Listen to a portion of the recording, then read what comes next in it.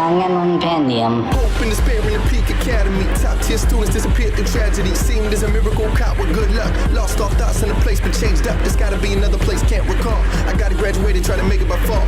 Trying to keep it level so my mind is prudent. They say I'm not leaving unless I murder a student. They act like this be a game of sport. So if I really do it, then they take to court. It's a cold world, best grab your coat. Stressed in the trial while they take a vote.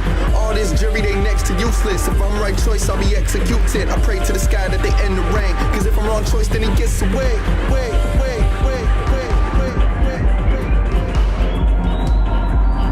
Danganronpendium.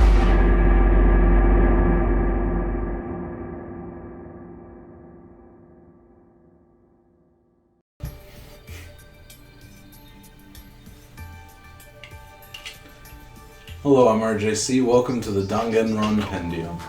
Today we're going to be talking about the first two episodes of the new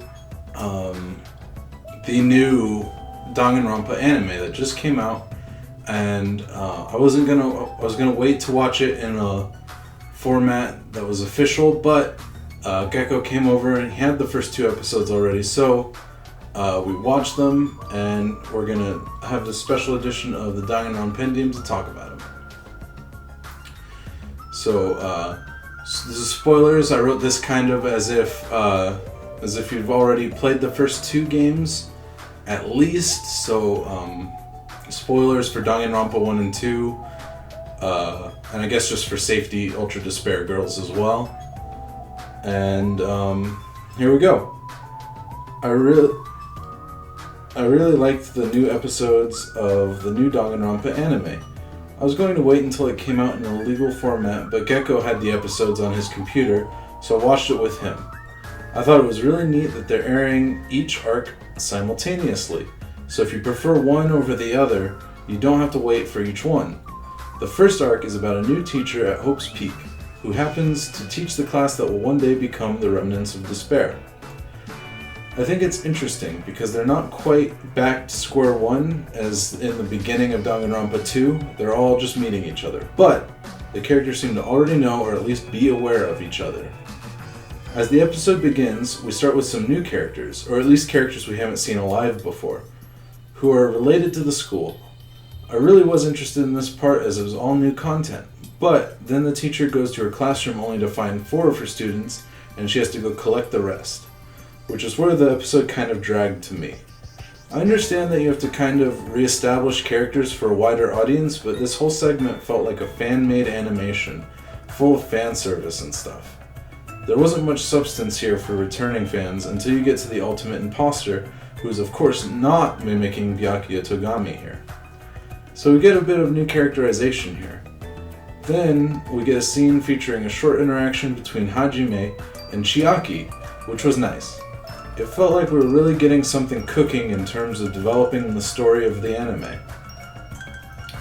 Bridging our two arcs together, we're introduced to Kyosuke Munakata, who is the ultimate student council president. Some schemes are going on as the episode ends.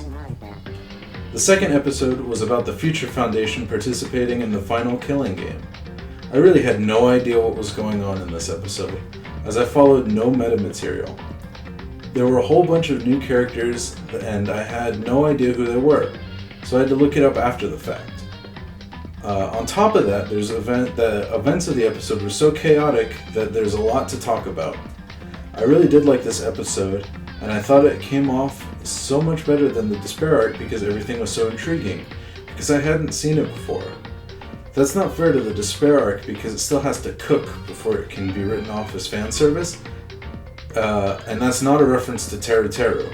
It typically takes me 6 episodes of an anime before I really get into it, and I'm sure by then there's going to be much more going on by then. The Future Foundation members we know and love from the first game are back, with the exception of Yasuhiro, and we jump right into the final killing game, with Monokuma explaining the new rules. Everyone wears these bracelets, which after a certain amount of time will inject everyone with a sleeping agent. Before everyone gets to wake up, however, one person is going to get up, kill a random person, and just go back to sleep, waking up with everyone else. Someone is a traitor. Just as Monokuma intends, this causes a bunch of infighting, as everyone has different ideas about how to bring hope and vanquish despair. There are a bunch of people who are just really weird and wear masks and stuff, but very few characters are named within the episode. We start off with the teacher from the Despair arc is dead. First victim of the killing game. Everyone is running all over the place and getting into sword fights and stuff. So at the beginning of the episode, I said, I got spoilers for Danganronpa 1 and 2, and I really mean it. This is your final warning. Skip to this time code here that Gecko will put on the screen for us to avoid the spoilers. Thank you, Gecko. And this is your final warning. The second victim of the killing game is Aoi Asahina, and I was shocked by this because I figured that the returning characters were a bit safe, at least in the beginning. This didn't surprise Gecko so much. I just remembered the black guy died too. Not at all what you'd typically expect from the beginning of a Danganronpa game, which usually ease you into the killing game. I like this a lot about the future arc, and I can't wait for new episodes of this one. So that's what I thought about That's what I thought about the first two episodes of the Danganronpa 3 final. I forget the full name of the anime, but that's what I thought of the first two episodes. Really good. I can't wait for more, especially from the future arc. Lots going on in the episode. It was really confusing, but it left me hungry for more content, which is, I think, the mark of a good content. So, I mean, for the Despair arc, it's obvious, we start here, back at almost square one, with, not quite square one, because, there was references to, Soda knew Nagito, for example, and Hiyoko was already bullying Mikan. So little bits that show that the students already know each other. Sonia is already wary of Soda, things like that. So it's not quite the reset button in terms of characterization, which is nice, but they still had to reestablish everything, which wasn't as nice. So for that, we're just going to see, basically, from here to where they become the remnants of despair, we're probably going to see the most awful, horrible event in human history. The most awful, despair-inducing event in human history.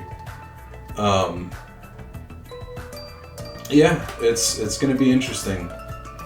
The future arc, I really have no idea what to predict, because I just had no idea what was going on, and I like that, really. It was kind of refreshing. I suspected maybe a future episode they'll go back and sort of will kind of catch us up to where we are, but I really like non-linear storytelling like that.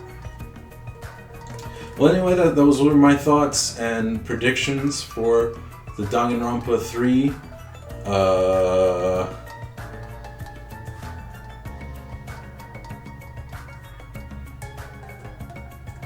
Danganronpa 3.